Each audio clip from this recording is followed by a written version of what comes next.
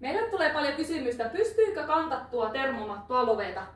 Asiakas tilasi tähän terassiin oven eteen kantatun termomaton ja tämä matto pitää loveta, koska tässä on tämmöinen pykälä, jotta tämä matto asettuu siististi ja pysyy paremmin paikallaan. Sä tarvit muutamia välineitä. Mulla on tässä mattopuukko, tussi, mitta ja joku suorareunainen viivotin tai vastaavaa hyvä. Ja alusta, mitä vasten voi leikata. Ja lopuksi tarvitaan vielä sytkäriä. Mittaa huolellisesti leikattava kulma. Sen jälkeen merkkaa mitat maton nurjalle puolelle, niin se helpottaa leikkaamista.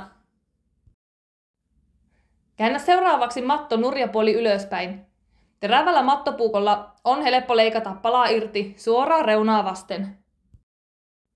Polta kanttinauhojen päät, jotta nauha ei lähde purkautumaan. Pidä tuli poispäin matosta, jotta maton nukka ei kerähdä.